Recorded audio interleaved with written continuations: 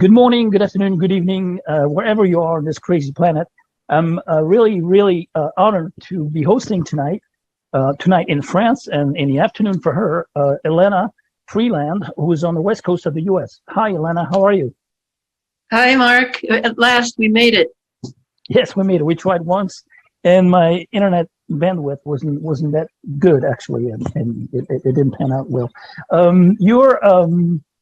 You're welcome to the show, the Dimensions TV, the DTV show, and as part of the Coronax-Files. I don't know if you're aware of my research for the last 2 years with this crazy NWO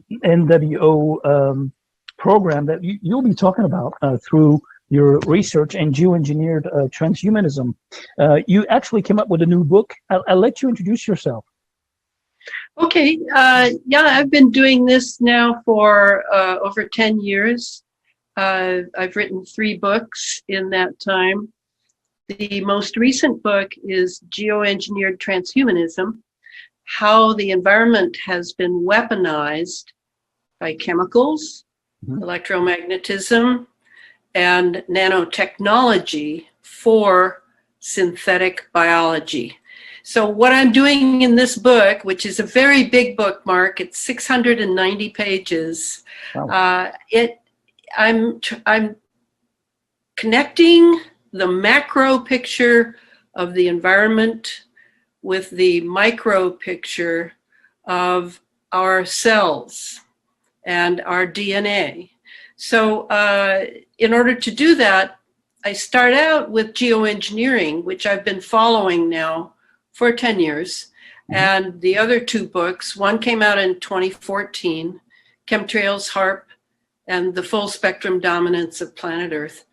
And then the second book came out in 2018, and that was Under an Ionized Sky, from Chemtrails to Space Fence Lockdown.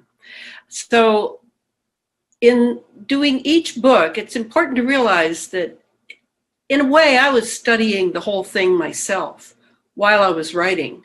It wasn't like I had a big PhD and therefore I could write on this topic. The truth is that it would be very difficult for people to do much research at all on this topic if they were thinking in terms of libraries and research that's been done for years by experts, because this is a national security program. And in America, what that means is it's highly classified.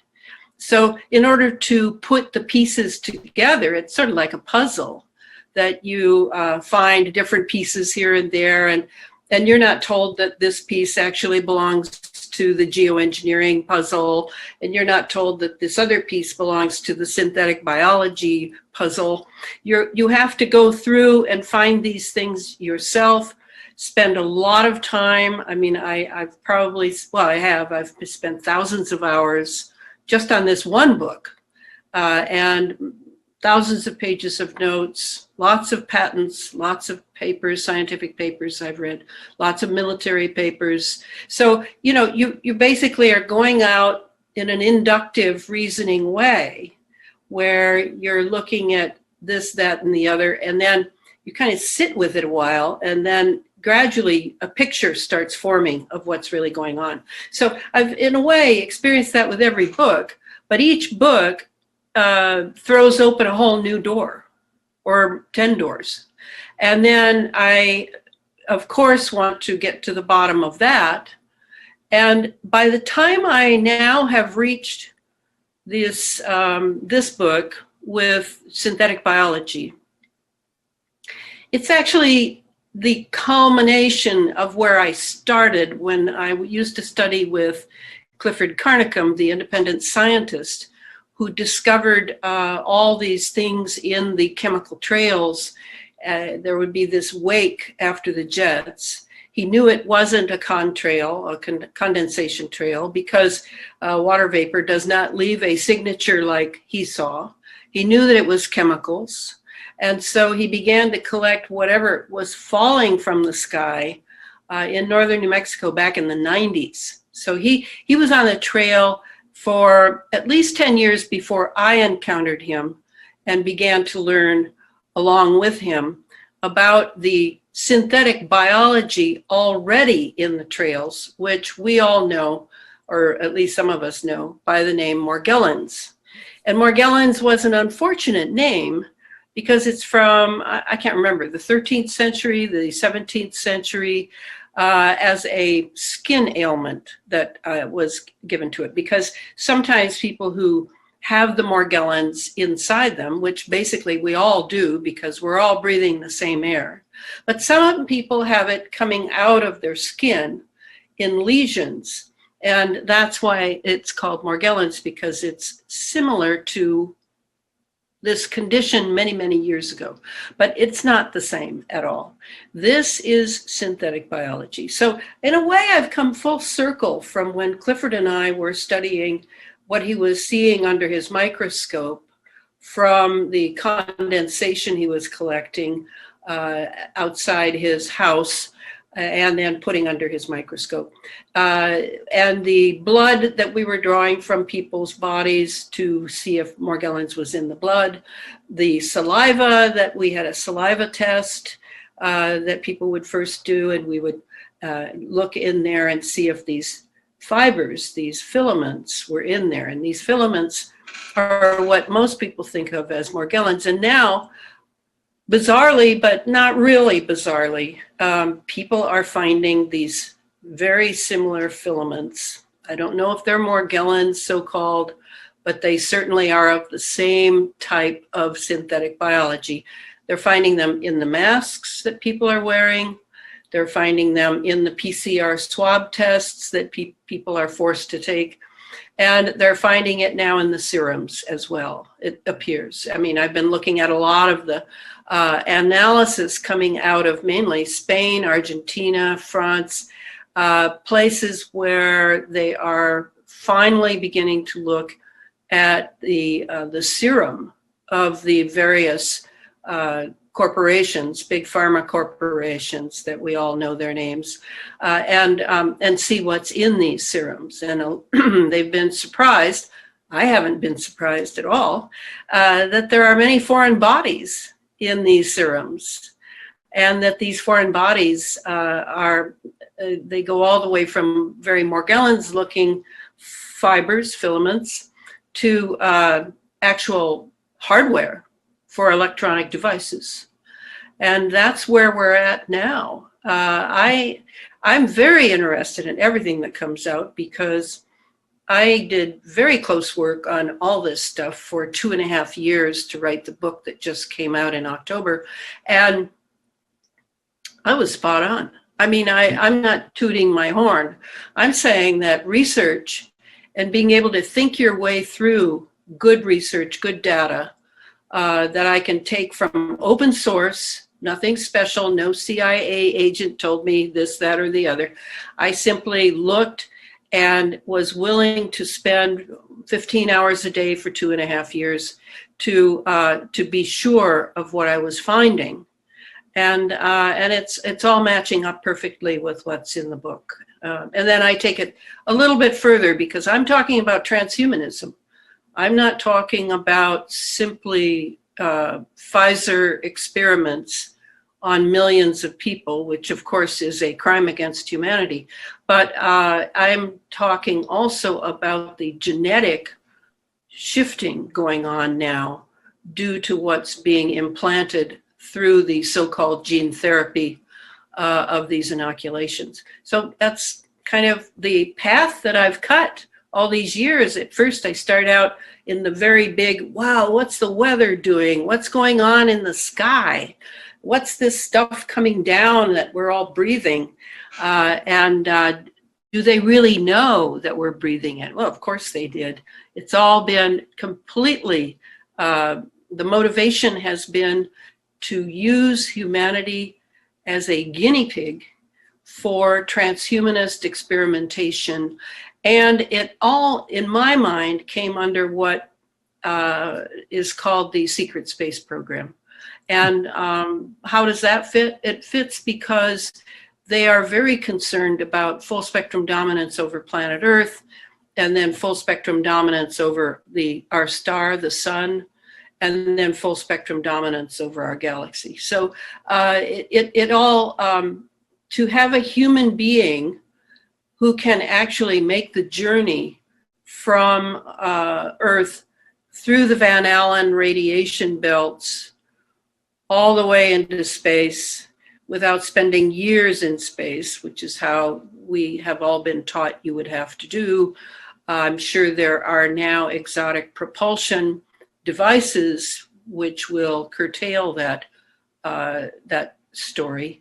But to have a human being who can make it through the radiation belts, that's what they need. They need a human being who's not really human, not organic in the sense we are.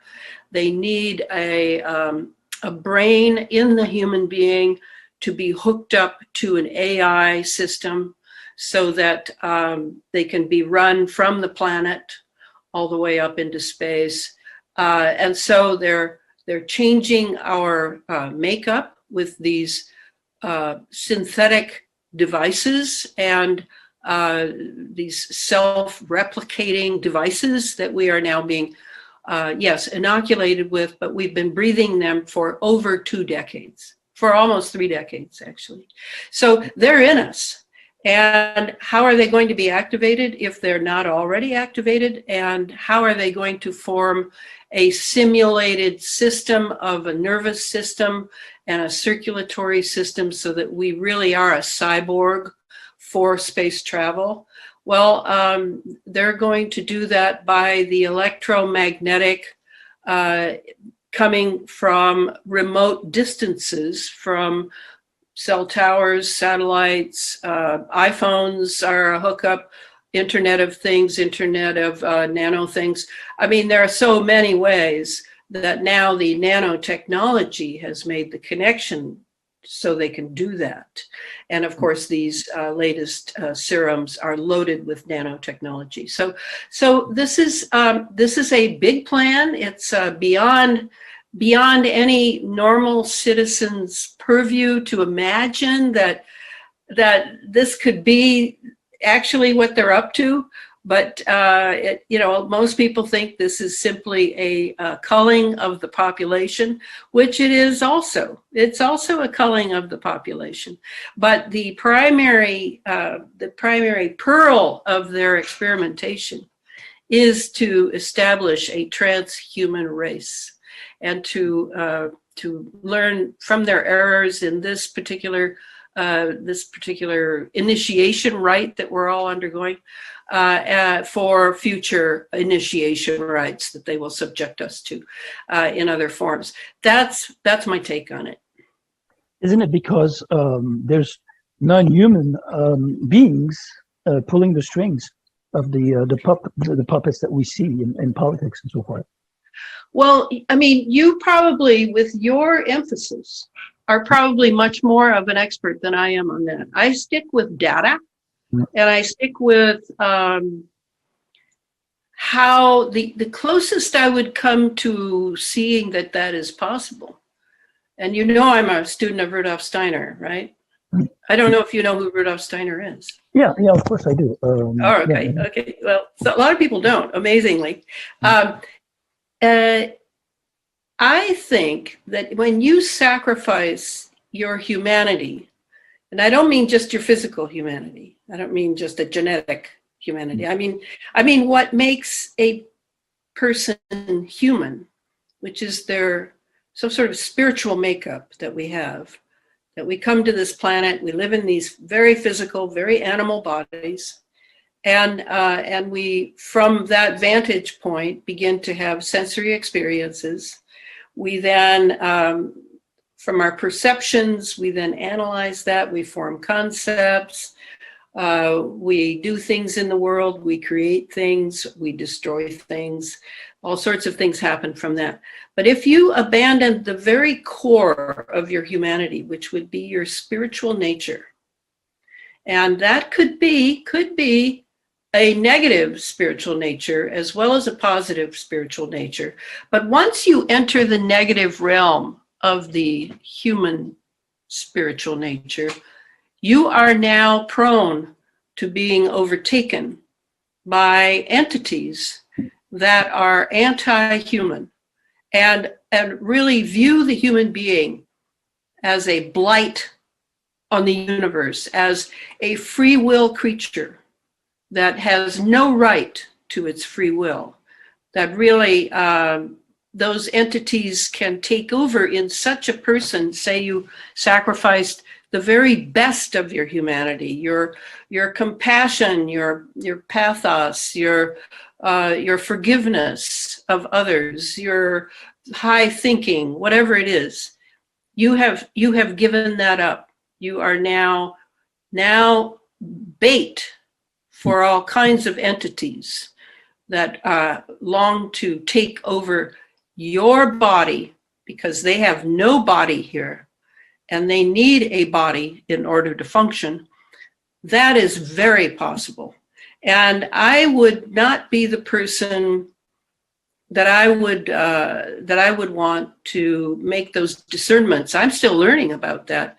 I mean, I'm learning now a few things. You might find this interesting, because the nanotechnology itself, you might think it's simply matter, but because it's on the atomic level, a nanoparticle, there are the natural nanoparticles that are throughout space and throughout the world.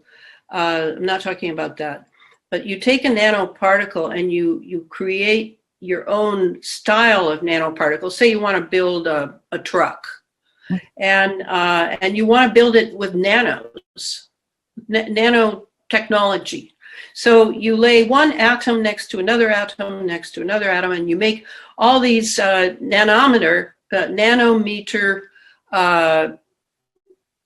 things, very, very tiny. You can't see them without special microscopes, or sometimes you can see them moving in infrared. And then you have the nanos that are the builders, the engineers, the ones who can build. And then you have the nanos that they're using as building blocks, and you build the truck. That's kind of what's going on now, is manufacturing is really being overtaken by a nanotechnology. But at the same time, so is medicine. And this is where it gets kind of tricky, because we're on the atomic level. And the atomic level, as we know from the Manhattan Project long ago in 1945, we know that that is right next to quantum dimensions. That is, yes, it's a material, but there's a transformation that happens the closer you get to that threshold with the quantum realms. And of course, the quantum realms is where many of these entities come from, that people talk about as extraterrestrials, talk about as reptilians, greys, all of the above. And so I talk in the last book I wrote, Under an Ionized Sky, in one chapter 9, I think, or 10. It's called the Temple of CERN. I talk about how CERN opened portals for these entities and how they're now just pouring in. So we do have a lot of entities. What I'm not willing to say is that they're from necessarily off planet, like a physical being from Alpha Centauri. I'm not willing to go there, because I have zero proof other than hearsay and people's MyLab military abduction experiences. And but I can say that the more you sacrifice your humanity, the more room there is, because nature abhors a vacuum. So then that vacuum will provide the invitation to entities to actually take over your human life. And this is, I think it's happening more and more. And now that what is human in people is under assault through these inoculations, we are going to have a whole hybrid race of humans who are transhumans. And I don't know if you've looked at the patents, but there is no human rights protection for transhumans. So now we are going to have a hybrid human race, for sure. And at the same time, they too will not be entirely human, and they too will therefore be inviting the entities. So it's a brave new world, and we get to be here to witness this amazing crossover, you might say, and challenge to the human race being what it is divinely ordained to be. Whether we will make it or not, truthfully, I'm in doubt, and that's why I work so hard. I'm not taking it for granted. I know that being human, as Rudolf Steiner says, the humanity is the religion of the gods. And when he says that, he's not a man to speak lightly or entirely metaphorically. And so if we are the religion of the gods, what does that say about our free will? Obviously, we have a few human beings we remember in history who have been very great and beneficent, amazing human beings. And then we have very dire, diabolical human beings in history as well. So we're all sort of between these antipodes of what humanity can be. And this is the range of our development of free will. So what I don't want now is I don't want the nanotech working with electromagnetic remote control, mind control devices from satellite or towers or cell phones or wherever. I do not want them usurping our right to develop free will, because we don't necessarily have free will when we get here. We develop it while we're here. That's why life has its agonies and its pains and its moments of uncertainty and all the things that we go through. So that's kind of how I see my answer to your question. Very long way. Sorry about that. That's all right. That's all right. What do you think of the Hydra? The Hydra creature that has that Carrie Medich has discovered in the serum. Yeah, the hybrid is the Hydra. The Hydra, or what's the name of it? Hydra Vulgaris or something? No, Hydra Vulgaris. Yes, Vulgaris. When I saw that, I was writing at that time, and I don't know if you know this, but to make my living, I edit and I ghostwrite people's books for them. So I was writing a book for an MK Ultra survivor. I have now finished that. And he has living within him a synthetic parasite. I think of it as synthetic. I'm not sure it's entirely synthetic. It could be a hybrid as well. But at the same time I was doing that, all of this came out through Carrie Madej and others that about this Hydra vulgaris and the three-pronged, weird-looking little alien-looking thing that was also in the serum. I could not help but feel that, as I do regarding this person's parasite living in him, and it's 3 feet long. So we're not talking small here. We're talking a lengthy reptile. And my thinking is that somehow these inferior creatures in the evolutionary scale have something to do with the reptilian brain. Now, the reptilian brain is the oldest part of our brainstem back here. It goes far, far, far back. And it is mostly has to do with survival and aggression, having to do with survival, sexuality, which can be aggressive, and certainly has a tremendous amount of energy in it. And so what I'm wondering is the Hydra vulgaris the same, similar to what's in this person, which has been implanted in him, perhaps as a very tiny bit that then grows, as part of an experimentation to affect his reptilian brain. That's about as far as I've gotten in it. But when I saw that Hydra vulgaris, I really could not but see it as very similar to what he himself is dealing with and has dealt with, by the way, since he was an infant. So that's my thought on it. What do you think? I think you may be right. It's a takeover of human spirit and human nature. I mean, I've never realized, acknowledged my whole life that there were so many weak humans. I call them NPCs for the past 2 years. What's that? NPCs are non-player characters. It's just like in a video game. You have the influencers. They don't really take part, in the game. They're just here to direct you, to make you go into a certain direction.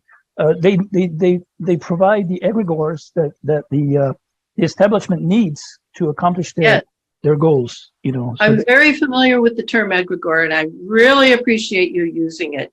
Maybe we should define it for your listeners, because I think it's a hugely important concept. Yes, please go ahead. So for me, and then please add, for me, the egregore, which is a term that I was given by an Italian anthroposophist, a Rudolf Steiner person, who worked for years in the Vatican with the Pope, with the Pope John Paul II, in fact. And he is the one who told me about the term egregore. And of course, he, working in the Vatican, certainly knows the nature of an egregore. Because what an egregore is it's the summation of the wills of all the humans working in an organization that are all sort of have come together, whether it's through signing non-disclosure agreements, or it's simply that this is where you pick up your paycheck and you really don't know all the things that go on there. You just know your little tiny job that you have, like if you worked for Lockheed Martin or General Dynamics, and you would be part of this egregore. But the egregore itself takes on a life of its own through dominating the wills of all the people involved in it. And this is a big reason that I always say to people, if you're going to work for Lockheed Martin or Boeing or a government agency, realize what you're giving your energy to. Because if you may say, oh, it's just a job, doesn't really matter. Oh, it matters. It matters a great deal for human karma, in my opinion. What do you think? That's my beginning of the egregore. Yeah, it's totally that's totally what it is. It's basically a collective energy that's being manufactured, engineered to push a bunch of people or an event or a movement to go one way. It's sort of like you'll see a lot of fish follow each other, under the water, and birds in the sky. There's always one direction with a mass. Mass is like a squad, right? A squad. It's the energy of a squad, of a movement, a collective energy, which is what they trigger all the time. Right, and it. Oh, sorry, I interrupted. Go ahead. No, go ahead. And it has this. It's hard for people to believe, because they think, okay, well, spiritual is over here, and then this is material. That's different, but it isn't different. There's a crossover, and in the materiality of an egregore's life, where it's like a big company or a big World Bank, and you can have small egregores too that actually pretty much behave themselves until, at least this is my idea, until you see them get more and more numbers attached. And then it starts getting dicey as to them behaving themselves.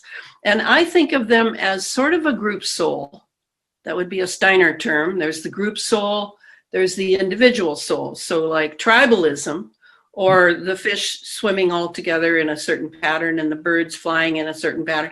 This collectivism of the group soul has been a natural progression to where, for the human being anyway, where we now are experiencing individual souls, some of us better than others. Some of us still want to be collective and don't want the obligation and responsibility of being an individual. And so we join all this and that, and we follow the tail in front of us and do what we're told. And that's where I see the whole inoculation jab thing having taken over through the programming people are undergoing through their television sets and their iPhones.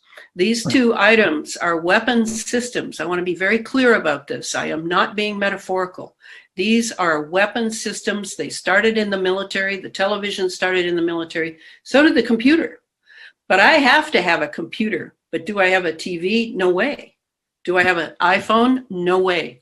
Because those technologies are beyond my ability to outsmart. I studied them. I write about them in this book. You can read. I tried to give everybody a handbook about all the technologies that they're so enamored of for their conveniences and their entertainment, so that you can see how they operate and then how they're being used as a weapon system by remote AI systems. So the idea that the egregore is collective, you can see the problem here. We're on a trail now in humanity for an individual soul. And yeah, we're at all different phases. Some of us are good at it, some of us are not so good at it, etc. But if you fall prey to egregores, enough egregores, you're a member of this, you work for this, you follow this church or this temple or this whatever. Now there's a problem, because your individual soul development may be in conflict with this pull, this draw of the past to pull you into being like the people next door, or the people in your church, or the people in your organization, or whatever it is. And of course, you will immediately think you're being practical by going along with it, because you have to make a living and you have to this and you have to that. But all that is the price of the soul, right? The price of the individual soul. And you have to start really bringing that language, that old religious language that many people think they're superior to and was so primitive and all of that. It's unfortunate that language is what we need in order to really grasp concepts. And some of these concepts may sound like a very intellectual word to you, but some of these concepts, as some of the great scientists have said, they're alive. They're alive because they're ideas, and they're alive. And they have their own quality that you imbibe or don't imbibe by having something to do with them or not having something to do with them. So that's a very big topic, I realize, but this is how I think. And in order to stay on track to being human now, we're going to have to get a little more savvy with where the assaults are coming from. And or maybe the first step is, do you even want to be human? It seems like a lot of people don't even want to be human. They're looking for putting devices under their skin whereby the doors will open for them and they can turn on their car easily. They don't seem to realize that some AI system is running the whole thing. And what's to prevent that AI system from running all of you? It isn't simply a matter of a small thing. That's how they get you in the door. And then it's you. And pretty soon you're thinking thoughts that aren't even yours anymore. And you don't even know it. You think they're yours. And you're having desires and you're having behaviors that are strange. And your family and your friends are probably the first ones to notice it. But you don't, because you have made some not very deep choices and assumptions that really, I think now that's the one good thing that's going to come out of this, is we're going to have to really think thoroughly about what our definition of human is. Because if you think it's just a head and a torso and arms and legs, you're way off. You're way off. That is not the entity, the human being, which is you, who lives in this body. Now, I take very good care of this body because I noticed years ago, maybe 3 decades ago during research, I've always been a researcher, how back in the 60s, I realized we all saw that people were eating a lot of junk food, and not nearly as much as they're eating now. But we knew about McDonald's and all the potato chips and all that stuff. And we began to realize as a generation, in a way, at least the phalanx, the ones of us that were most awake out front, we realized that, wow, this is going to kill our immune system. So we're going to eat healthy. We're going to eat organic, and we're going to learn how to farm and garden, and we're going to open health. We're going to open natural food stores, not just pop a bunch of pills, and we're going to remain human. That was really what we were up to, and I have never departed from that. So I have kept my immune system strong, so that I can face things like we're having today, and this idea of living in this body. I love this body.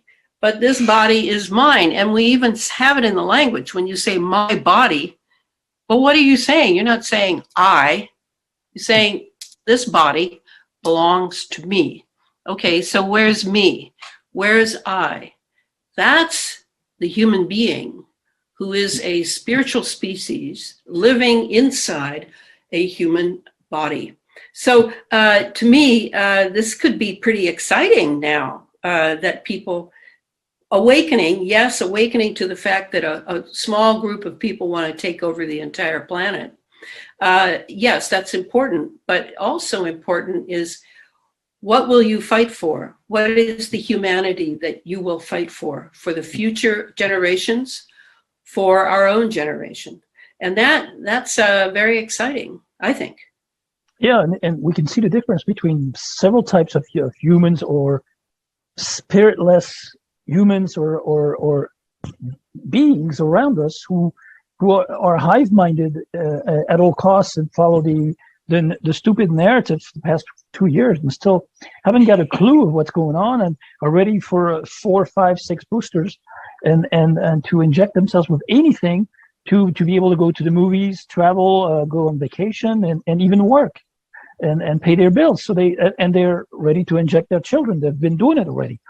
So, we are dealing with what I call NPCs, but, non-player characters, but they're also spiritless. I call them spiritless humans, because they have no clues on purpose. It's not only a state of hypnosis, because hypnosis, okay, there's technologies to subdue them through the screens, the phones, the TVs, the movies, the propaganda, the towers and psychotronics and so forth. But there's more to it than that. I think it's something that has to do with their biology, and also the spark that they don't have inside themselves, that has invested their bodies. They're just spiritless robots. To me, they're just organic robots or portals. Yeah, I agree. And there are another good thing about the present time is that if you're willing to look, you can see them. They're completely visible now. And I mean, it's not a matter of being judgmental. It's not a matter of damning them to hell or anything like that. It's a matter of realizing that what you see is not always straightforward, and that you have to have something a little deeper going on to realize what you're looking at. And that's what's lacking. And we can blame, yes, the powers that be that have given us a terrible educational system. We can blame the takeover of churches and temples, etc., for purposes that are anything but spiritual. But when what it comes down to is, yeah, okay, you can blame those, but it's still you who are making these choices, and that's the key. Which way are you going to go? It reminds me again of that great song by Bob Dylan during his Christian phase. I think it was when he sang that song, "Everybody got to serve somebody." And it's kind of like that, you may think of yourself as being agnostic or atheist, or you don't have time for silly religious spiritual nonsense. You're a scientist, you're a PhD, you're a whatever. And yet there's a whole side of life there that has been blocked out, which has some very deep concepts buried in it. It's not all just what you see of this churchianity, I call it. It isn't just that sort of green screen that's thrown up in reality. No, there's real things hidden in there. But if you don't take the time or the effort to go and sort of dig around, there's going to be nobody who leads you into that. I think that's the key to Earth incarnation. When you come here for whatever lifetime you're coming for, it really is up to you. And you can, up till now, we have had intact cultures that have perhaps helped us, and things like churches, like religions, like philosophies, schools, all of this infrastructure we could depend on to sort of hold us steady while we figured out what we were doing here and then started making our own choices. That's my idea of it. But we are now engaged in the downfall of an entire civilization. And so there's nothing really holding us very much, other than AI systems that keep the traffic lights going, and at the grocery store keep all the registers going and the money flowing, but otherwise there's really not much holding us now. So now we need to really look inside also to see how we're going to navigate a very difficult time that many human beings have never even had to navigate. They don't even know the first thing about navigating it. So what do? They follow the tail in front of them and line up for the inoculation.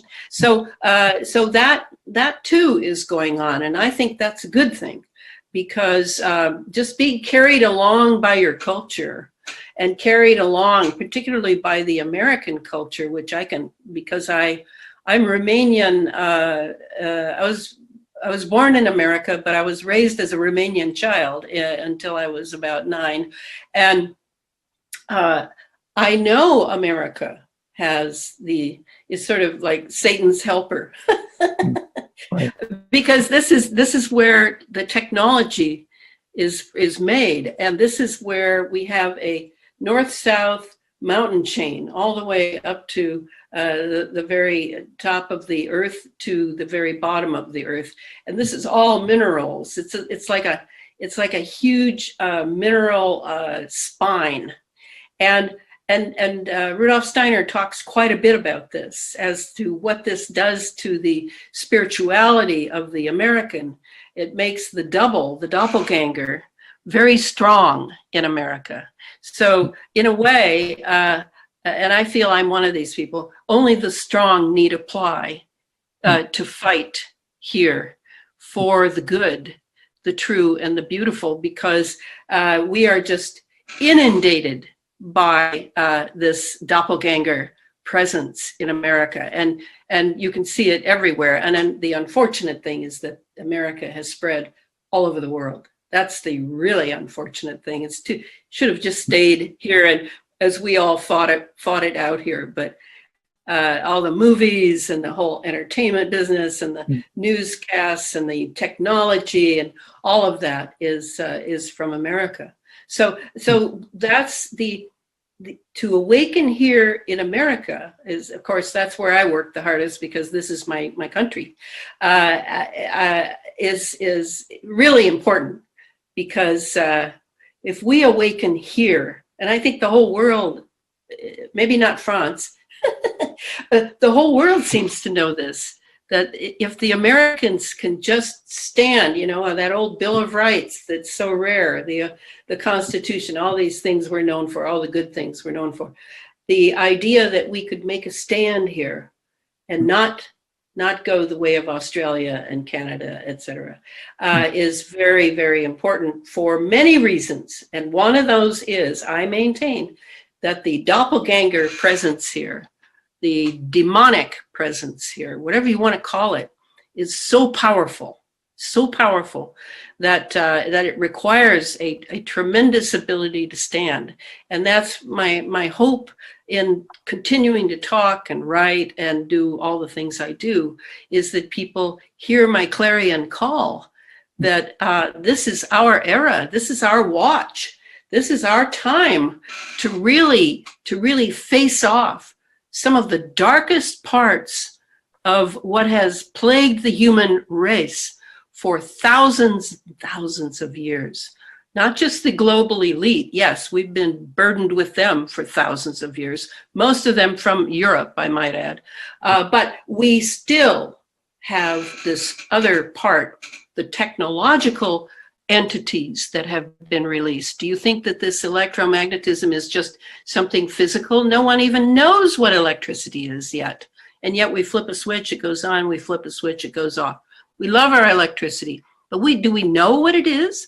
Do we know if it's connected to entities, to quantum dimensions? We know so little about the technology that we have loosed now on the entire world, and have, what was the last number? I think Arthur Furstenberg mentioned recently was 425,000 satellites are up.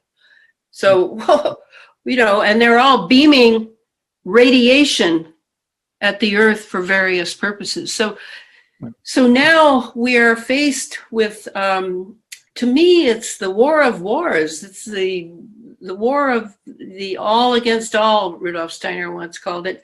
But it's come much sooner than he thought. Or maybe I'm deceiving myself. Maybe this is just the forecast of what we're going into. But whatever it is, I'm giving it my all, because I know that I have to give it my all before I die and pass into the next room of existence. Yeah, so what do you think of what I just said? No, so am I. I think France is pretty much the core of all satanic forces in Europe. Of course, there's England, and there's the Vatican in Italy, there's the CERN, and so forth. Yeah. But France is the, well, with Germany as well. But I mean, France is the core headquarters of the. Well, you know, Macron was a French young leader, so he's coming from an American think tank. So is Valérie Pécresse, who's a candidate for the presidency. So he's also a Bilderbergers, and so are many politicians in France. So and they're all, I mean, they all made the what would I call it, the pact with basically. The evil forces, and they're showing it. You know, there's always a 600. There's a 666 in everything they do. You know, the 6 feet distance between two people not to get contaminated. You know, from 6 a.m. to 6 p.m. You can't. You know, you can only go out, and you have a curfew and so forth. And everything is about sixes everywhere. And there's so many signs and symbols. Derived from Satanism in France. It's just amazing. And I see all those people. But you have the Grand Orient Lodge there. I mean, the Grand Orient has been huge for centuries. Yeah, go ahead. Yeah, exactly. And the Merovingians came through France as well. Right. And of course, the Vatican next door. I mean, Italy is one of the worst. With Austria is also a Nazi-infested country, just like Germany was. Very much so. Yeah. So they're going to find people who don't want to get jabbed in February in Austria. So I don't know how much, but it's quite a lot of money, coming out of their bank account each month. The same thing went for Greece. Greece is finding people who are unvaccinated like €100 a month or something. You know, when you have like really low wages, I mean, it's something. Oh yeah, that's a lot. That's a lot.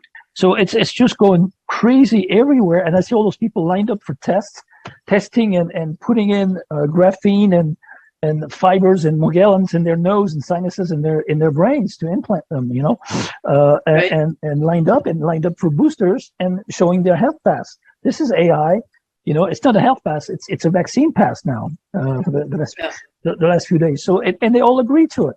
You would think they're going to fight for their children. No, they don't. They're not. Their children have been masked in school and tortured psychologically all day for the past 2 years, and they're not rioting. Right. Although there are people demonstrating. I mean, I've taken part in demonstrations in Rouen, Normandy, and so forth. But I mean, the number of people just seems to have been lowered because a lot of them give up their sovereignty by accepting the deal with the devil. Basically. And a lot are dead.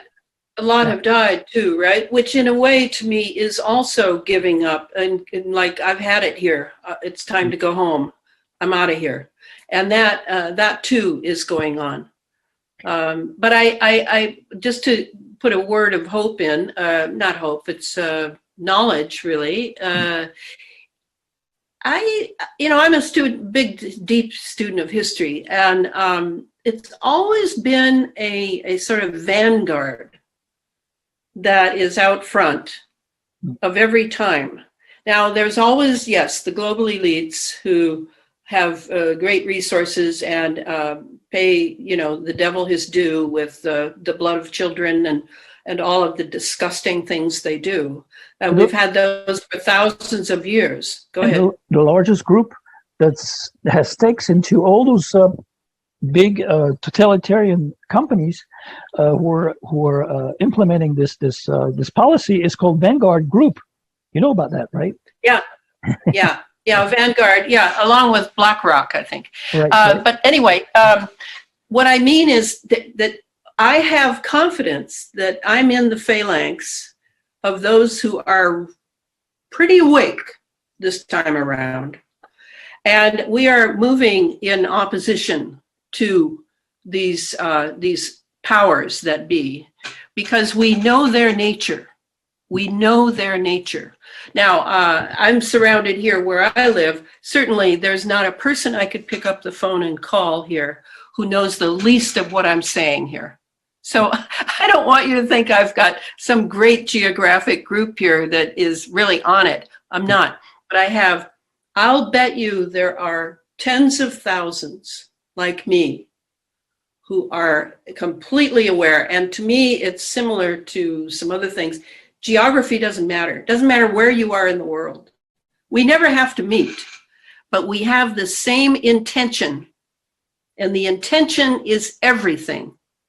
And I have great confidence in that. Is too weak a word. I know that works. It works very much like a spear, like a sword of Damocles, no, not Damocles, like Excalibur in the King Arthur legends. It is the sword of discernment. It is the sword of truth, and that is really what I live for. So I'm pretty confident in that if enough of us give it everything we've got until the day we die, this will not fly. This will not fly. And then another type of generation, one would hope, who hasn't been completely zombified by endless TV and endless daycares and endless video games and endless electronics, that there would come a generation which really understood that to feed yourself that is probably not a good idea. You certainly need to know about it, but not to feed yourself about it. In fact, just yesterday, a friend said that she had tried on a goggles thing, and that when she came out of it, she felt that she had been changed in some way, and that it was not so good. And she really wanted me to try it. Well, why would I try it? It's like, I'm not going to do that because I don't know that technology. You know, to be like children and just, yeah, let me try that and see what that's like. That's not the business of an adult who's in a war now for the war of the machines, like in the Matrix trilogy. We're in the war with the machines. Why am I going to try some cool device to see how my perception changes when I don't know what's in that technology? You see, doesn't that make sense? I mean, if you really know what the stakes are here, and that's what I think most people don't realize. They don't know that this is not a movie. This is real stakes are at risk here. And we need to conduct ourselves much more cogently, much more somberly as adults, not children. Like, oh, good. No, it's not that time. So that's my appeal to people. Well, the metaverse, that brings us to the metaverse.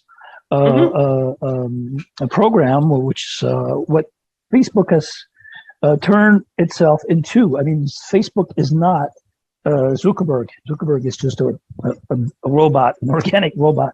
He really is. Yeah. Yeah, and it's all Intel behind it, right? It's CIA and so forth behind Facebook. Absolutely. So now they want people to go into the matrix through the metaverse and live their virtual reality lives, which is already a little bit virtual since the inoculation. Well, my question was, actually, it was Sherry Sweeney, which you may know, whom you may know, I think. Sherry Sweeney. She has a question for you. Elana would talk about what the average person can do to, one, stop this from going further. Is it even possible? You almost answered it. Two, protect ourselves. Is that even possible? And three, get the word out even more than we already are. For example, do you have a movie in the works based on your new book? I'm sure that you know that Rosa Quire, behind the green mask, passed on May 30th last year. And they say she died of lung cancer, but not enough people talk about the Agenda 21 since then. You think the Agenda 21 has been buried in order to only talk about Agenda 2030, for example? I don't know how it is in Europe, but here, at least the people that write me, we all know we're already in Agenda 21. That's doesn't even need discussion because, they're moving us now toward 2030. But it's a name. It's a concept they created. It doesn't really exist. But if you're asking, are we already in the matrix? Oh, yes. We're all plugged in, whether we're vaxxed or not. We're plugged in because we have the nanotechnology in us. And the nanotechnology, the first thing a nano is good at is just slipping past the blood-brain barrier, absolutely with ease, no question. And once it's in our brain, then now we are able to be influenced by electromagnetics from a distance.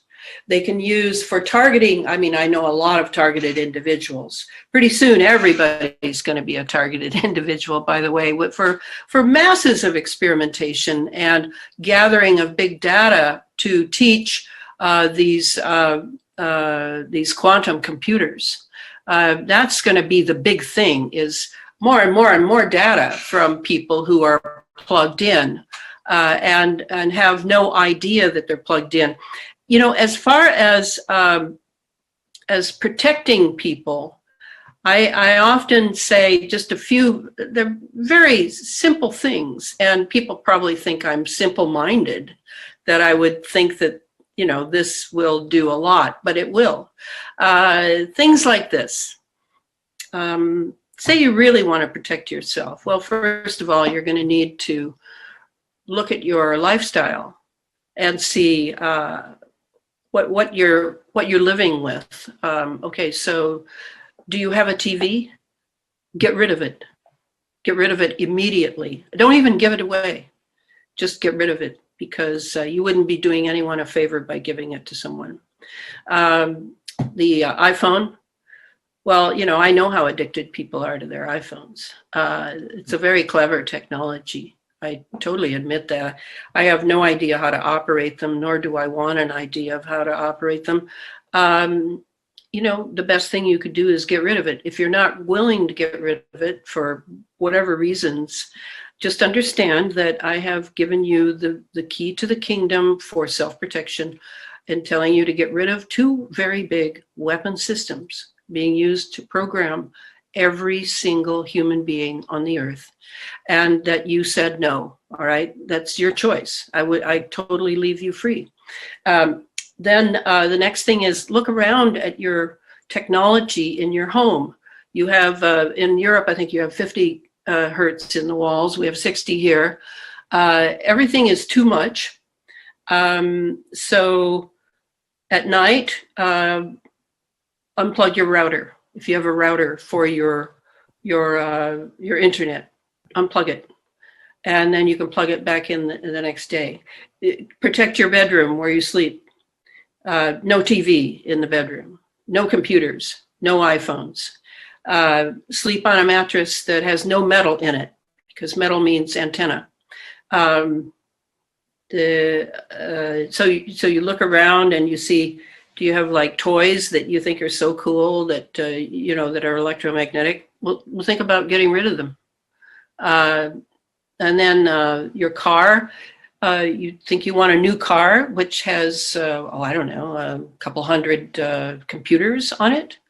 And you want to get in that metal box and think that you're going to be fine with all those computers going all the time.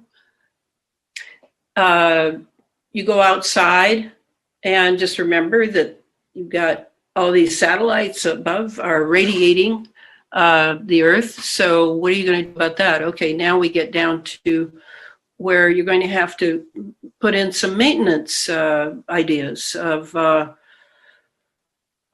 I do Tony Pantalaresco's baths, for example. Tony Pantalaresco, wonderful Italian name, is a Canadian herbalist, and he had Morgellons and so-called Morgellons, and he worked hard on himself, and in the process discovered some very powerful ways of making people better. So I'm sure he's helped thousands of people by now who write him. And you can take the baths, which is 1 cup of baking soda, 1 cup of Epsom salts, 1 cup of sea salt, 1 cup of borax or boron, in order to create a mildly electrolytic bath that will force the nanotech out of your pores. You won't be able to see them, but if you want to, after 4 or 5 baths, say you take them all in a row, on the 4th or 5th night, you might want to turn the lights out in the bathroom and use an LED flashlight and look at the surface of the water, and you will see swarms moving of nanotechnology, because as I told you, they are on the atomic level. They are right up by the quantum dimensions. And they are conscious. They are conscious.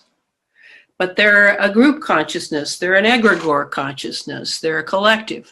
And they move as a collective. So you can see them there. All right, so that's lifestyle, that part. Next part is food. The food that you eat.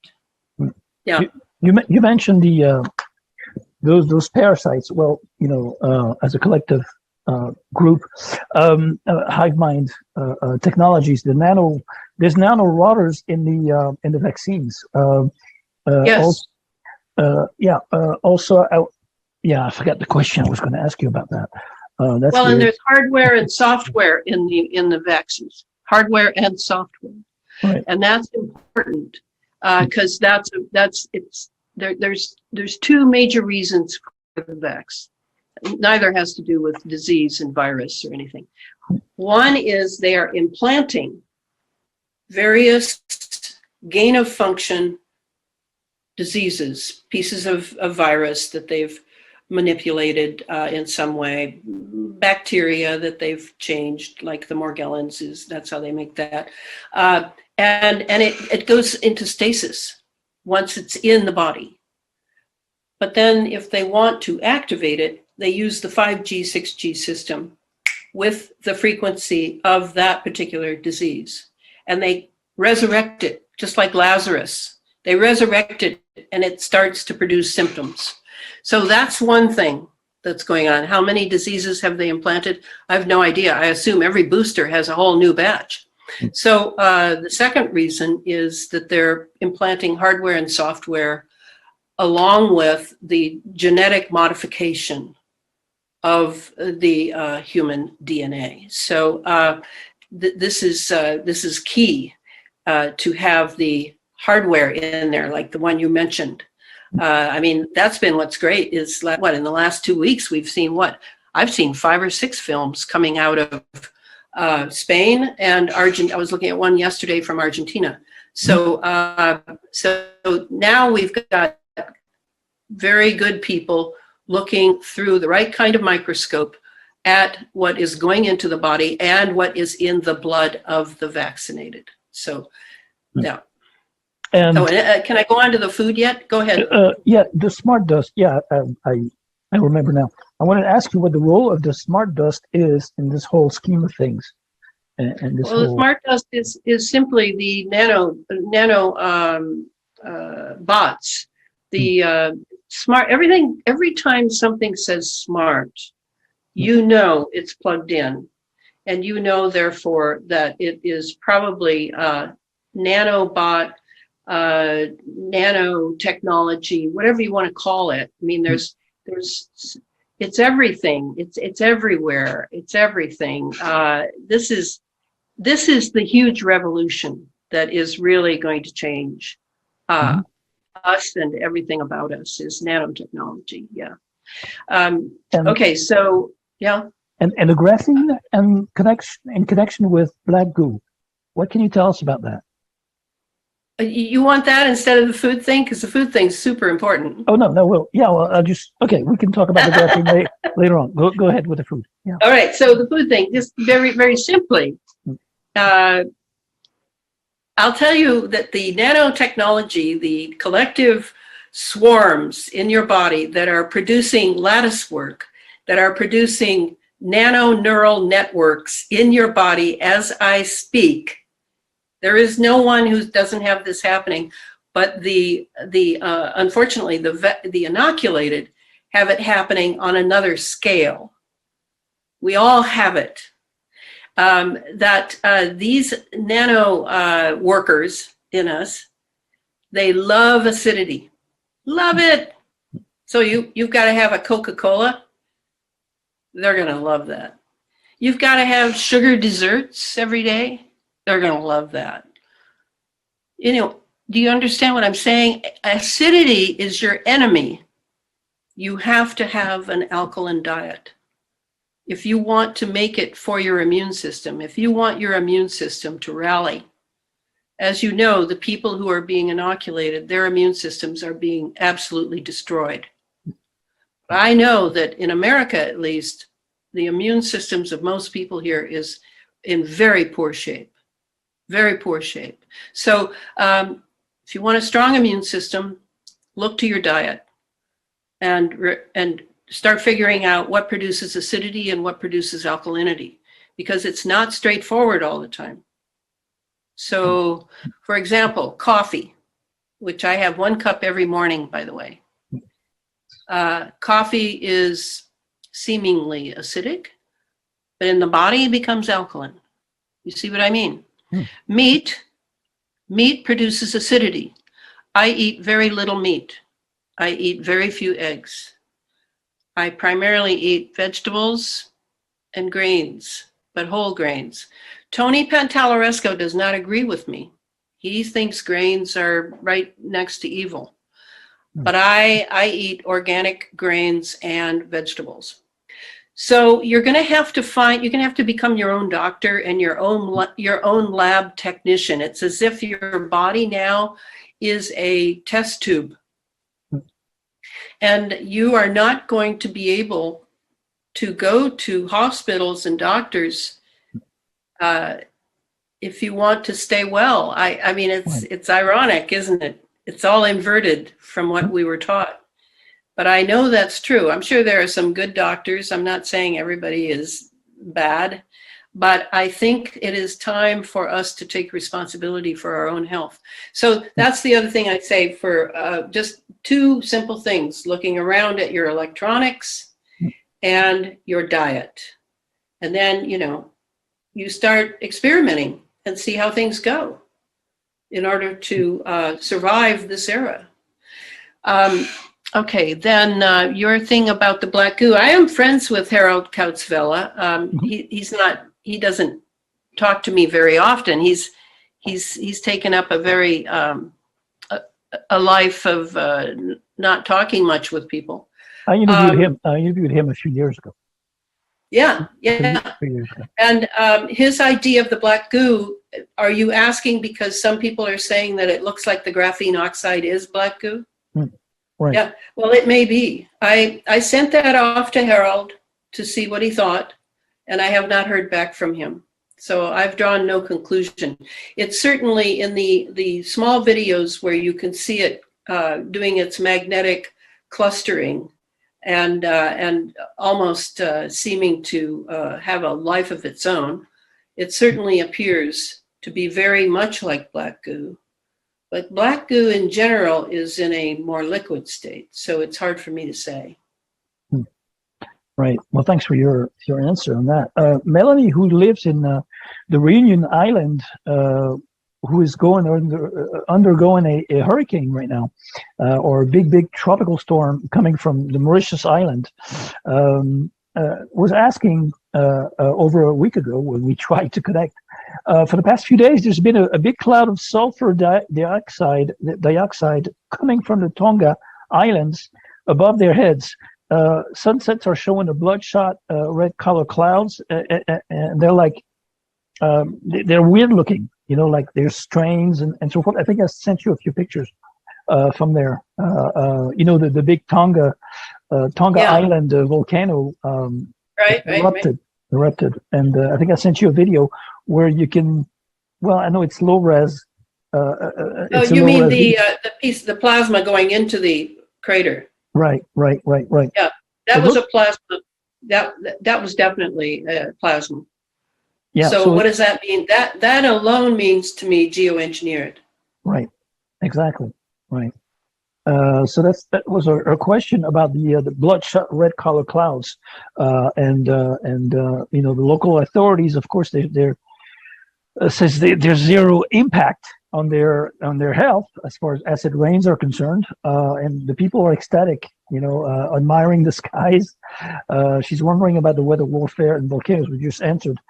In regards to the mass MK Ultra program going on right now, is there a chance that it may fail in case of a brutal awakening? That's her question. Or are we sentenced to keep on living in this zombie program? And can we hack into their program and disable it or not? Well, I mean, if you look around at the technology and and how enamored the common people are of the technology, you see the problem we have. The technology is, MK Ultra is now what I call EMK Ultra, electromagnetic MK Ultra, and it's all done remotely now, or at least most of it is. And example being, to give you an idea of how extensive it is, in this MK Ultra survivor's book that I have just written with him,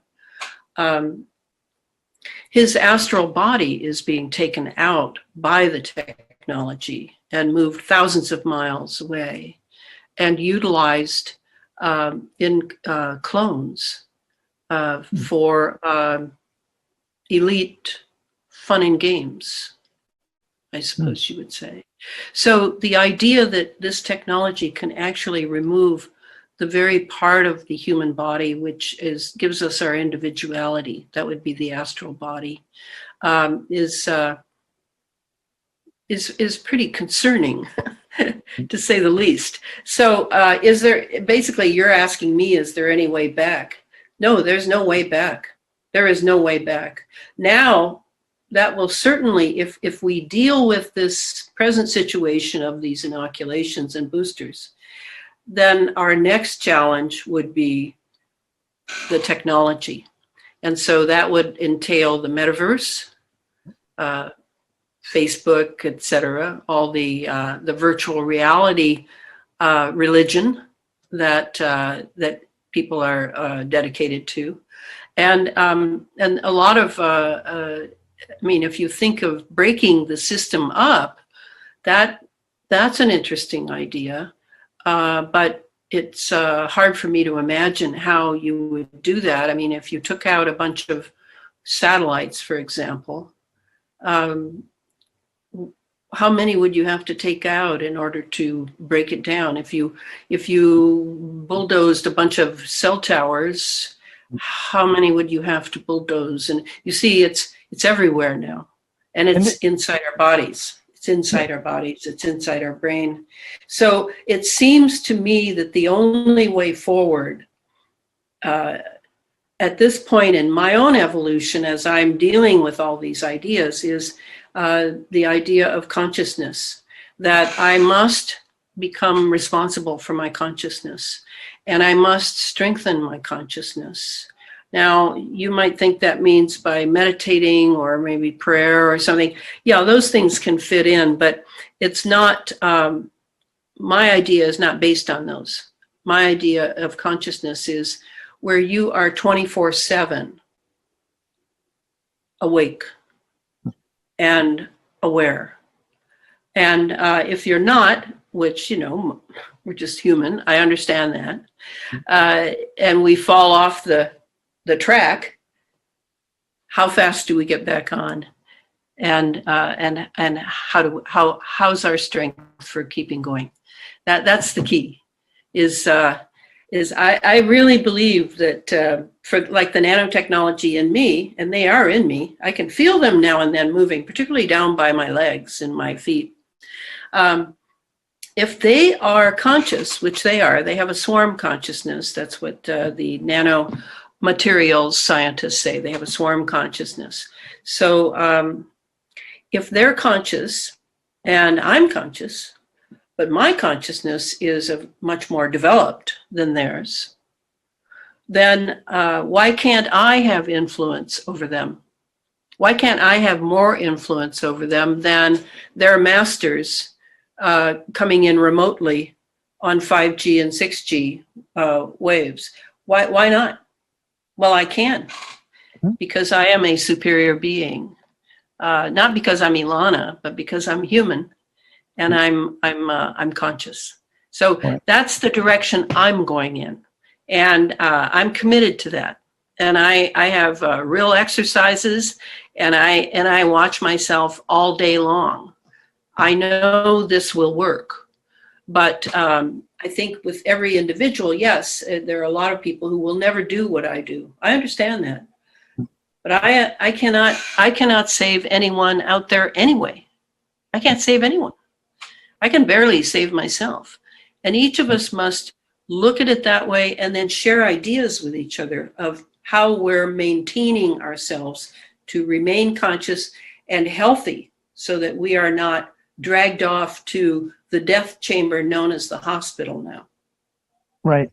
Yeah, so that was the next question by Catherine. She's a French nurse in my Telegram group, and she just resigned from her job a couple of months ago. She's wondering if it's not the same case scenario during each end cycle.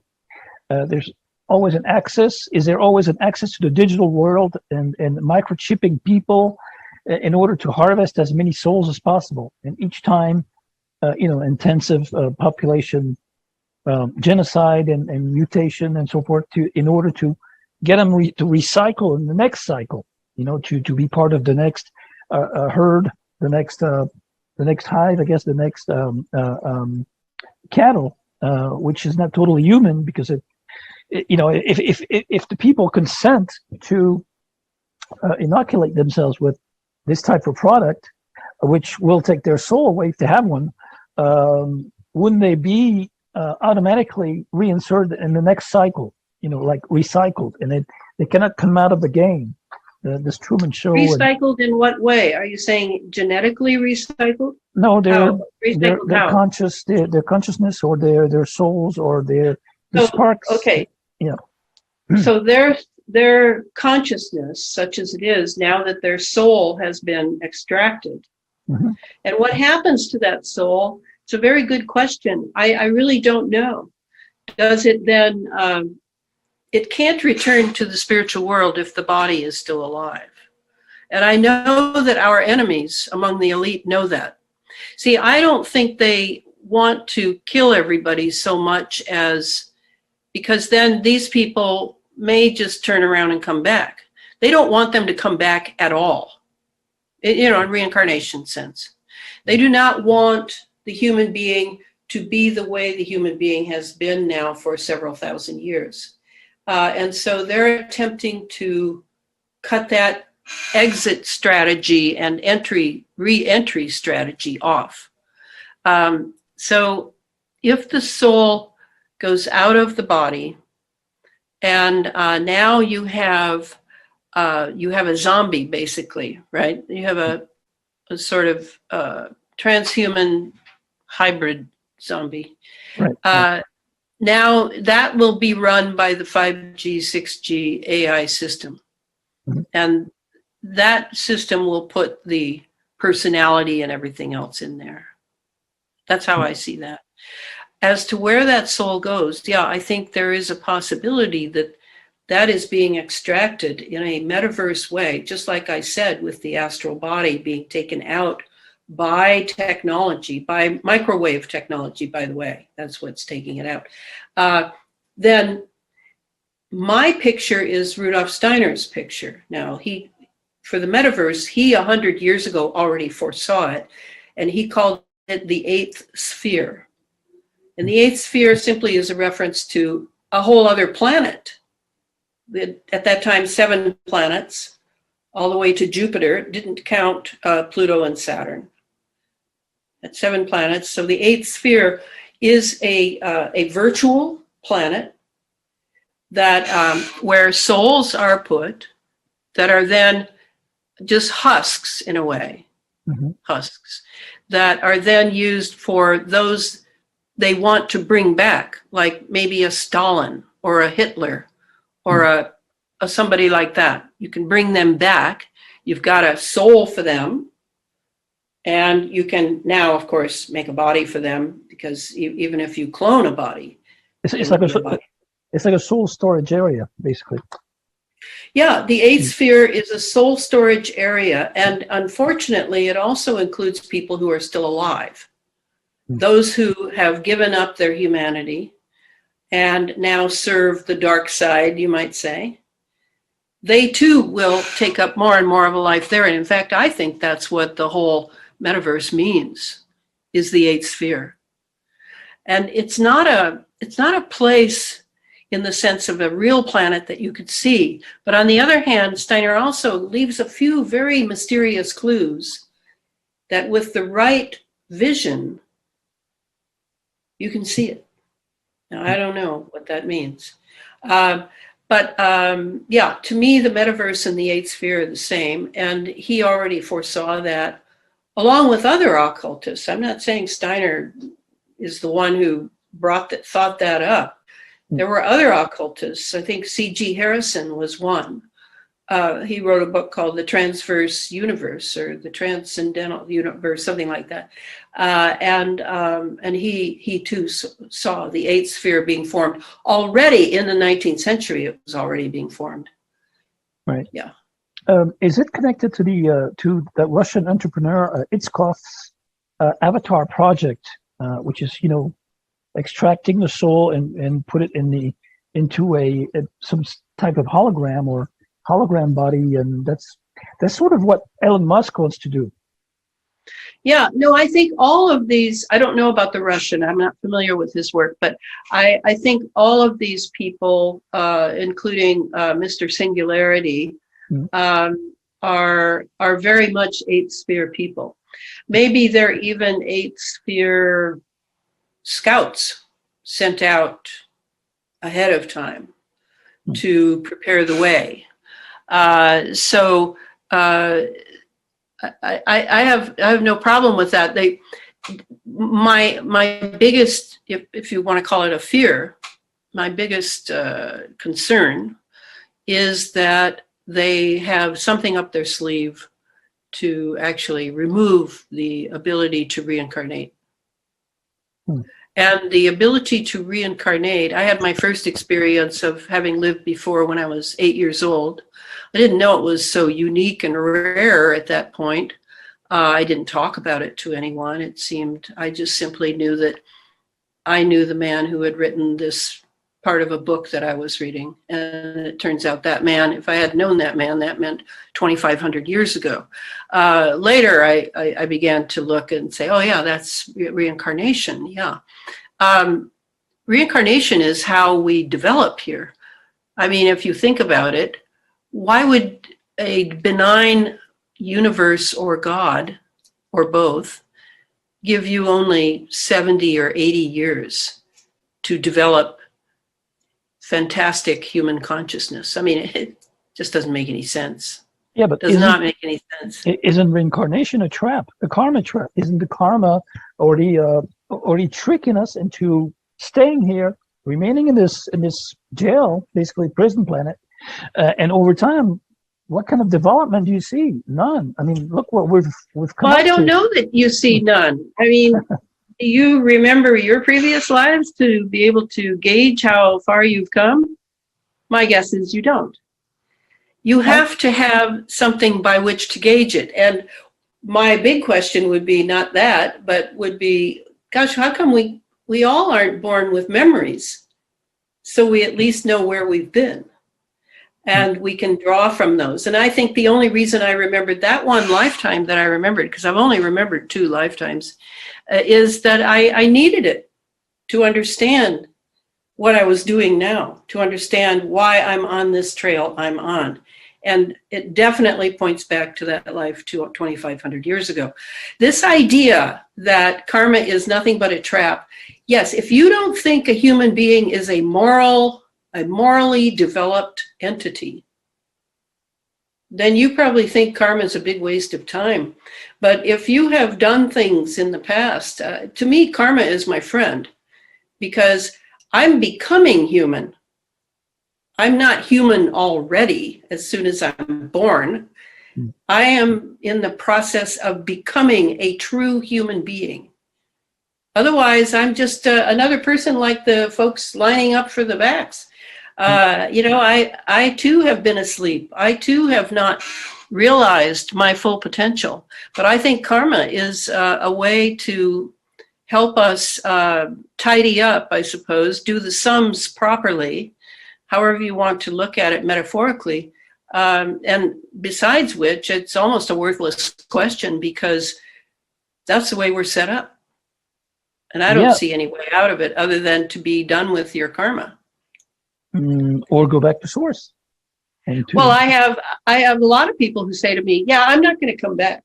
Well, you know what? You don't get to decide that as a personality, because I assume I'm talking to a personality. Now, after you're dead, I might want to talk to you again if I have the skills and capability to see how you're doing over there and to see what you think now. Can you just carte blanche decide, I'm not coming back to the prison planet? I don't think so. I think this is the major school for most of us. It's more not all of us. Suffering, looshing, game, I mean, we're being used as fools in this game. It's a repetition. It's a never-ending story. Right. And what will make that different? Yeah, but what makes you up. say? What makes you say this is the only place, the only creation in all of the dimensions and worlds out there? Because we and the Earth are like this. She is our planet, and we are her people. We are like this. She can't do without us, and we can't do without her.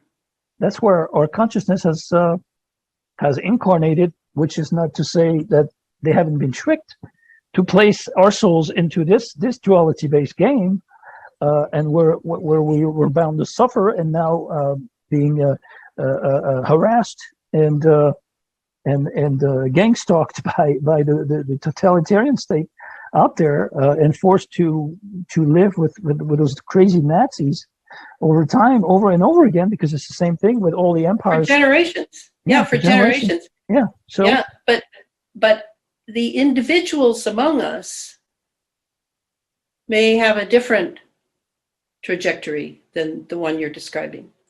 There are individuals who are developing here, and they may be quiet and humble, and they may have some ideas of what they're going to do the next time around.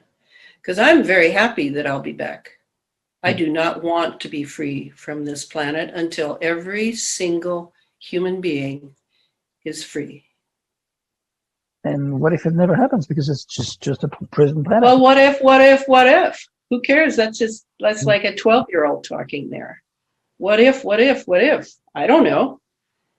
If you look at human history, what is it? I know human history. Yes, yes, I do. It moves amazingly slowly. Amazingly slowly. Yeah. Well, right now it looks more like a premeditated mass murdering scenario and mutation scenario, and we're going to be surrounded by hybrids all over the place who are already zombified and who are zombifying their children. So it's not going to be a nice upcoming cycle to be living in or learning from, I think. No, I'm as sad as you are. I'm as sad as you are about this. But it's not like I didn't see it coming if people didn't awaken. I've been talking and squawking my whole life to awaken people, and they have chosen their convenience, their comfort, and their self-centeredness. The space fence, just a few seconds on that. The space fence, isn't the space fence used to lock us up a little more tightly? Yeah. Just like, as the limits of the Truman Show, you can't go out of the TV reality. Yeah, it locks us between, like a sandwich, in between electromagnetic up here and electromagnetic down here. You're absolutely right. That's what it does. Mm-hmm. And we are locked in now. Yeah. I'm going to let that ring. I don't care about it. Hi, that's the space fence. Please leave a message. Right. So all this technology is designed and engineered to keep us prisoners. It's mainly the reason it happened. I think you can see this. I didn't see it, of course, was to be able to now run transhumans all sandwiched in. We're all sandwiched in here. And what they need, and the reason they're pushing the non-vaccinated so heavily, is they need as many as possible before they totally give up and begin to work with what they already have gained. They've gained a lot. I understand that. And if you're saying we could lose this war that I'm so dedicated to, I think so. I think you're right. And then humanity will go in a different direction. And Rudolf Steiner was very clear that could happen.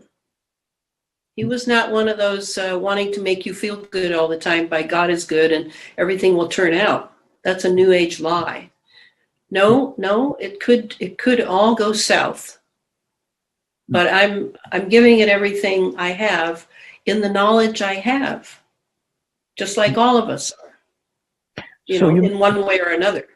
So maybe you're right. You may be right. Souls are just bound by this earth karma, and totally prisoners of this earth karma. So they have to reincarnate. But our spirit, because I see spirit as something else than our souls. Our souls are so traumatized by their spirit's lives. different. Yeah, spirit is different, but spirit too is tied for us as humans to our soul. It's tied.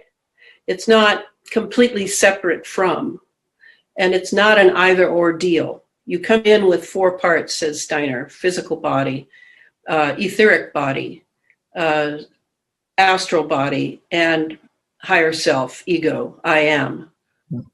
We have these 4 parts. And this last one, this I am one, really kind of floats above us most of the time. It's not really in people completely. It's sort of, a lot of people, I think, who experience their angel, they're actually experiencing their I, or their higher self, because it never fully comes into the body. It's sort of, but it's always there, and it's connected to the soul.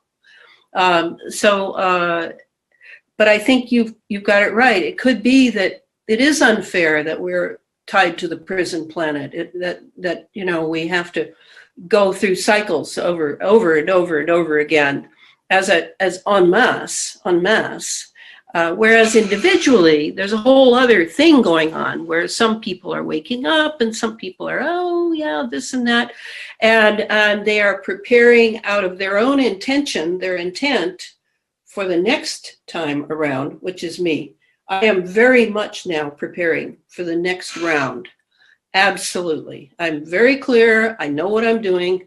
And, I'm human. And maybe it would have been better had I been like a bear or something, or an ant, or some higher being or whatever. But or living on another planet or in another solar system. I don't know, but I don't spend my time thinking about that. I get what being human means, and there's a great responsibility to it. But actually, you talked about space programs, but the secret programs and black, those black programs, aren't they more geared towards opening portals and travel through dimensions, through wormholes and so forth, then going from one, point A to point B on a linear route and journey, which is like you said, the Van Allen belt and the radioactive barrier there is stopping any physical body to go through it. And isn't the moon landing a fake program? The Apollo program seems to be faked. And you're right. Well, the moon thing was totally faked, of course. They never got beyond the Van Allen belt, but they want to be able to, because they want to mine the moon. That's the Van Allen belt thing there. They want to mine the moon. And to send humans up to mine the moon, there's a lot of different ores there, a lot of things they want. They've got that all figured out because they've been there. They have the technology to go there, and it's not rockets, for God's sake. It's not rockets at all. So to go in other places, first of all, there's no wormholes, but to go through dimensions, through portals, to go to all over the solar system, that's what they want. And you won't necessarily need a body to get through those, but if you wanted to keep a few human beings around in order to have that experience of other consciousnesses and planetary systems, I would think that even the smartest guys at NASA in the Saturnalian Brotherhood, which is doing alive and well, very well there, I would think that they would like to retain their humanity so they can thumb their nose at the divine and run the humanity themselves. And for that, they're going to have to keep some of this equipment here, and maybe some of the attachments in the spiritual sense of spiritual bodies. I don't know, but I tend to think they they definitely want another model, not just for mining the moon, but for mining Mars too. Because the planets that are closer to the sun are very different from the planets that are out there. It's not the same at all. So they definitely want to do some stuff on Mars. And maybe that's another reason they need the new body. I don't know, but you're right. We can travel through the universe very quickly if we have the right bodies and the right consciousness connected to the bodies. I think it's a huge thing. It's a very I'm amazed by them, but these are the Nazis. The Nazis were the ones that came up with all this, with all their special black sun rights and all the things they knew about and learned about, and they brought here.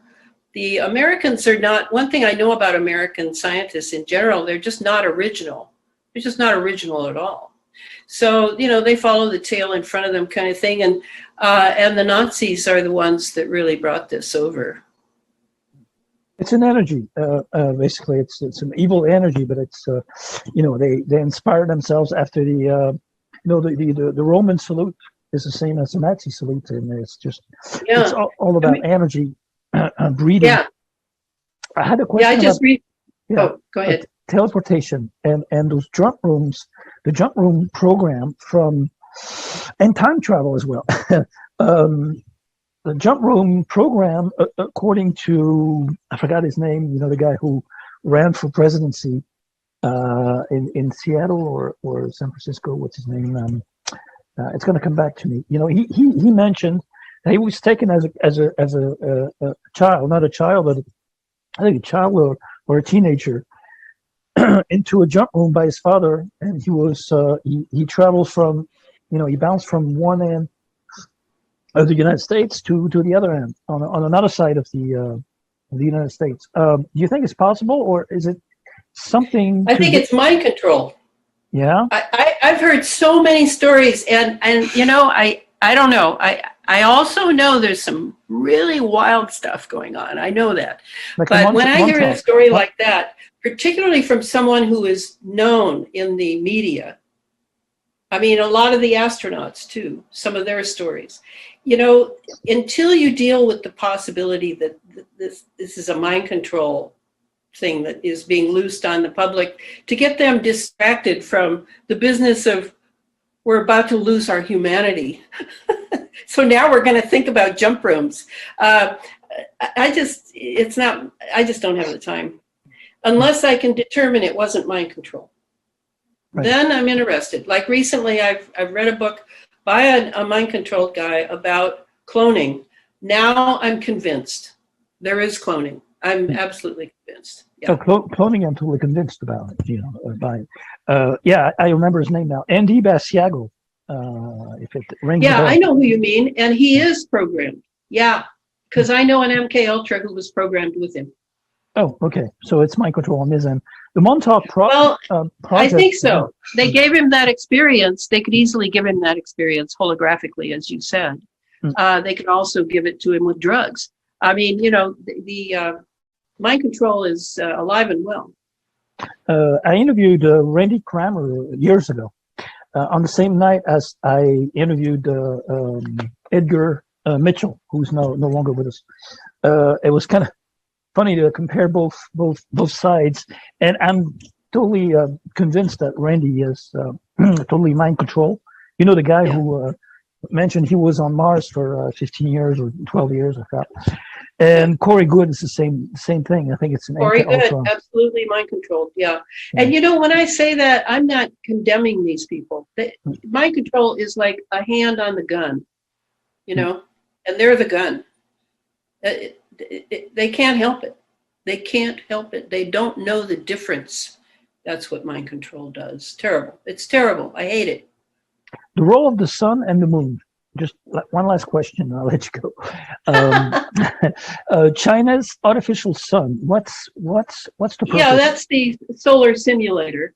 It's nothing to. We already have a solar simulator in this country, and Germany has one, and China has one, and I don't know who else has one, but I talk about that in the new book briefly. the solar simulator is an LED mirror thing. And there may be a reason for it because I can't remember, I never can remember this Finnish guy's name, but he worked in the nuclear industry for many years, and he has interpreted some, there's some outpost cameras that are running 24/7 up by the pole in Alaska, and then further down south. And what is seen is this huge sort of, it looks like a planet. A lot of people, I think, passed the rumor it was Planet X or Nibiru or something, but it's like it's got pock marks all over it. It's rather ugly, and yet it's big, and it actually takes up the sky where the sun is. So in order to cover that over at certain times of the day, the solar simulator, according to this Finnish nuclear guy, actually is used to make it look like the sun is in front of it and we're still getting sunlight. But if you see the solar simulator, you'll know it because the edges of it are very, well, you can tell that it's not round. It's got like little choppy things all around it.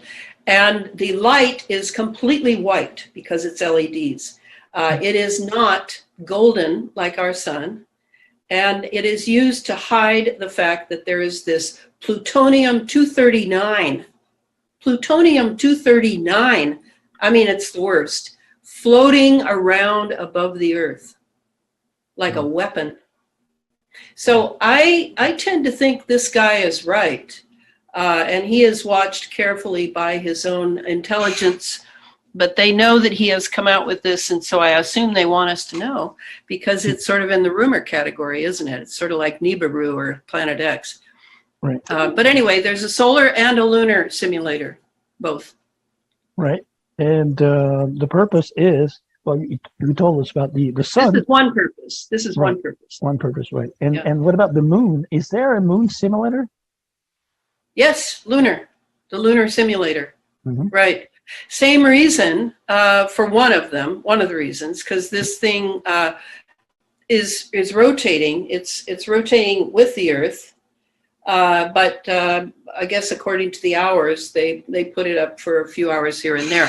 I guess they have an agreement with China. I don't really know. Otherwise, the most interesting thing about the sun is that it is very much they're following Nikolai Kardashev, the Soviet astronomers, 3 phases of technological achievement for any civilization aspiring to a space age.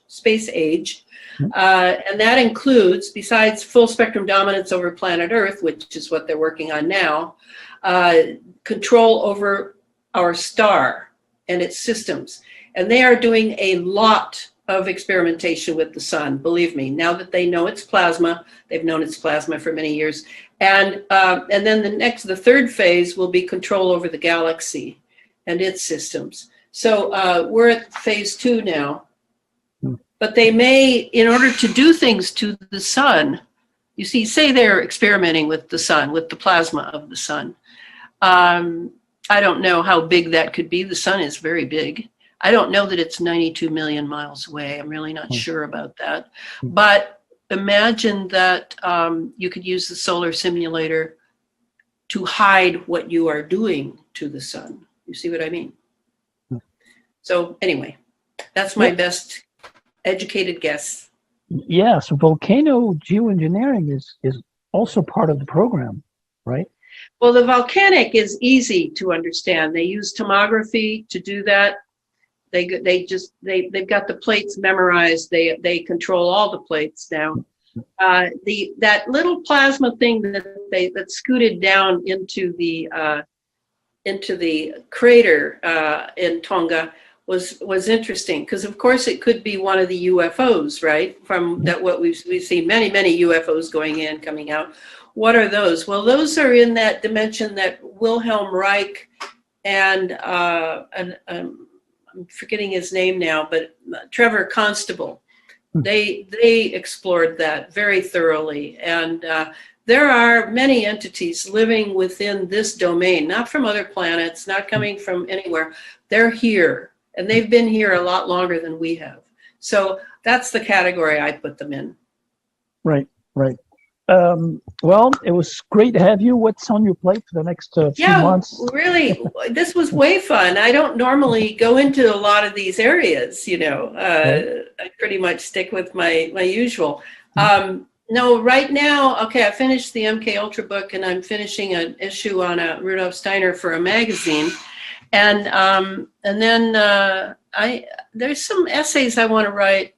I don't know what I'll do then, but I need to think about my life now, because this is the first time in many years that I don't have a mission. I've been driven by missions for, most of my adult life, where I have to start Waldorf schools, and I have to do this, and I have to do that. And now that was my last geoengineering book. I have said everything I can. It's time for others to come forward and start talking. I don't know what I'm going to do next, but I'll be writing more. Right, right. Well, I'm sure you'll have lots to write about for the next few months and the next few years. It looks like it's going to be a hot agenda to go through, and we have to fight the trauma. And the totalitarian mind that is really harassing us. Well, it was my pleasure to have you, and then come back anytime, and Godspeed to you for the next missions that you'll take on. Yeah, and Godspeed to you. I mean, it's been very fun. Thank you so much. Thank you very much, Elana, and I'll keep you posted as soon as I come up with the all right. Okay, sounds good. Thank you. Adios. Take care. Ciao, ciao.